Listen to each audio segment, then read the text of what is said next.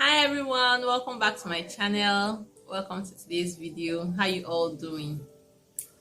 So yes, it's been a long time coming. So for some time now, some people have been asking me, Juliet, we've not heard anything about your transplant story. Wait, are you shocked?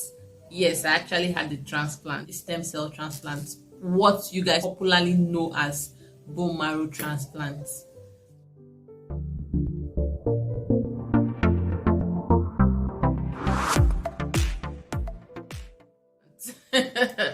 And I went a transplant about 2 years ago. Yes, in fact, precisely today, 2 years ago. Yes. So I'm sure it's no longer news that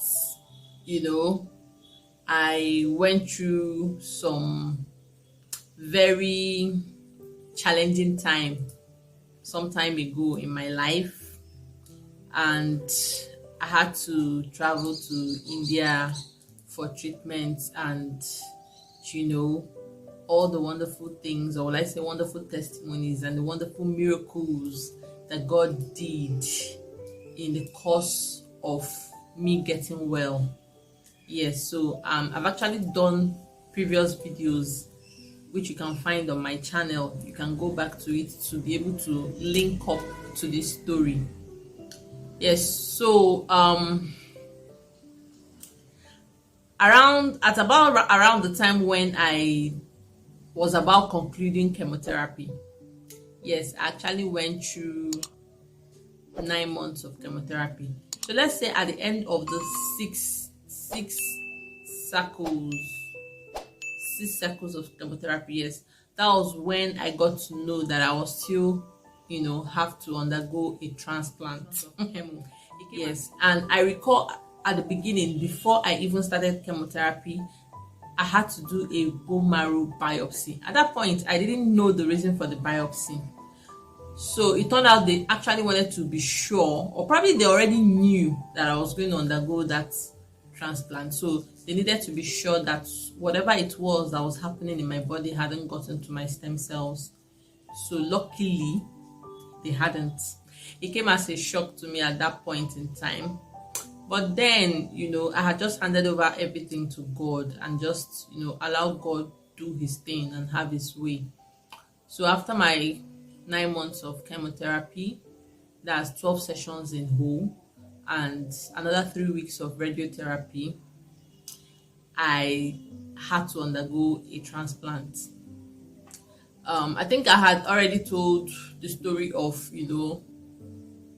the procedures that went down right about when the transplant was about to start. It's also on my video. Probably I'll just put a link of that video here so you can go through it. So now, after I went in for my stem cells collection, yes, there was a stem cell collection. That's about when my blood was drained. Yes, my blood was drained for 2 days. My blood was actually drained for 2 days, and right after the second day, or rather on that second day of the blood draining / stem cell collection, I was wheeled immediately into the bone marrow section. Yes, they call it an isolation center. I will just put a mini video of how that place looks like. Yes, it's just me. It's supposed to be just me and my attendant, then the 2 nurses I had with me, and the house cleaning person. So yes, but since I didn't have an attendant, it was just me and my 2 wonderful nurses, Suresh and Vijesh, which I prefer to call Joseph. Yes, so now I had to go into that place naked. And I meant what I said. Aside the hospital gown I was putting on, there was nothing else that was allowed to go in. No item of clothing, even my phone. Before they allowed me go in my phone, I have to get. I insisted I must go with my phone. So before they allowed me go in with my phone, they had to sterilize it and make sure it was, decontaminated and all. so that there won't be any reason or cause for me to get an infection through it. In fact, I was even told to even cut my my fingernails and all. And by then I didn't have hair again because chemotherapy had wiped away my hair. In fact, at that point, hair itself had started growing back at the point of bone marrow. But the whole bone marrow, I needed to still take chemo after my stem cell collection, so the hair fell off again from the beginning. I think it was the next day or same day. I can't remember well now. It's been 2 years, of course. I think it was the next day they started prepping my body for the whole, transplant. So before the transplant, I had to take another kind of chemotherapy. They call it high dose chemotherapy. So I took that chemotherapy for I think 2 days or 3 days or so. I don't know. In fact, I've never seen. In fact, that chemotherapy was totally different from the ones I've been taking before. This one, I had to, I think the dose was so high and probably so, will I say, dangerous or could harm me. I don't know. So when the chemotherapy was going on, I was told that I had to be swallowing ice block. The reason for taking the ice block is so that the chemo doesn't burn my stomach. In fact, I can't explain it, but that was just what I was told. So there was this big bowl of ice block, filled tiny ice block. So as the nurse was administering the chemo, I was taking in the ice block. In fact, it got to a point I couldn't chew them again because I couldn't even feel my mouth any longer. I couldn't feel my teeth, so I was just swallowing it. It got to a point I got tired and the doctor had to take over. He was the one spoon feeding me the block, the ice. In fact, it wasn't funny.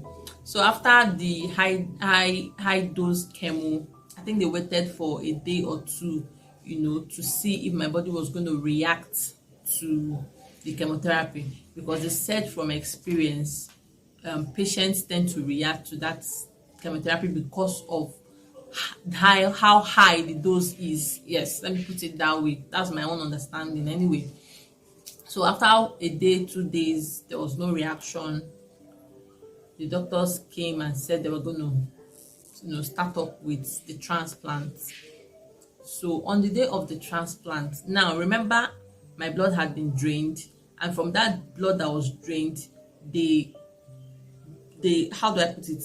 They separated my stem cells from it, because from the biopsy they did at the beginning, my stem cells were still okay. So at that point, I wouldn't need a donor stem cell.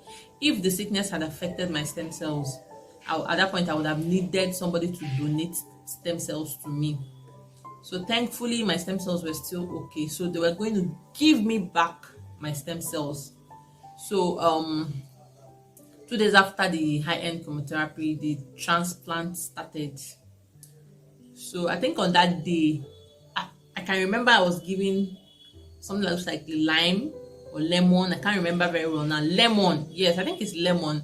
Then with sweets. I don't know the reason for all that, but I think maybe to prevent vomiting or nausea or something like that, because I don't know, strangely the things smelled so bad. I don't know if it's the blood that was smelling bad. The stem cells actually look like blood, so I will call it blood.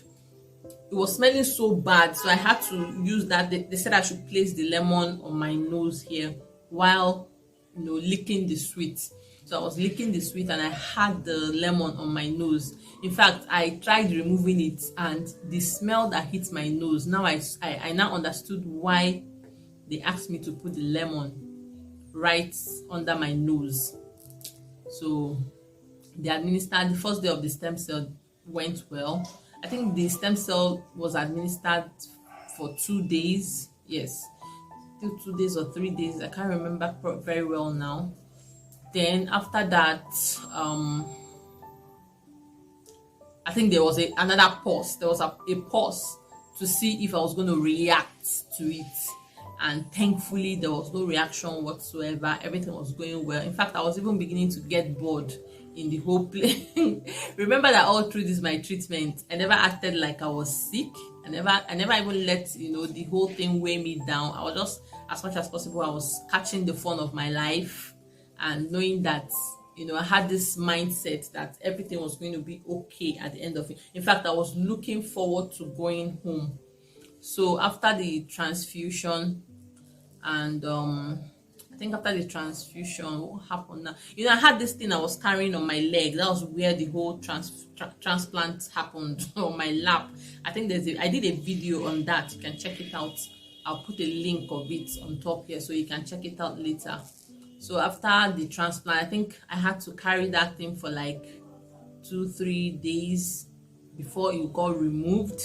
So when it got removed, I had to in fact, I had to stay on my back for a full day because there were chances of me bleeding out if I moved the leg anyhow. So I had to stay on my back and keep that leg straight for a full day. Then after, so I think I'm going to stop here for now because the story is getting too long. So in fact, I'm going to do it in different series, so that it won't, be too long and it won't bore you out, even though I know it cannot bore you out. So yes, so just watch out for the next video, which would be the continuation of the story. See you in my next video. Bye.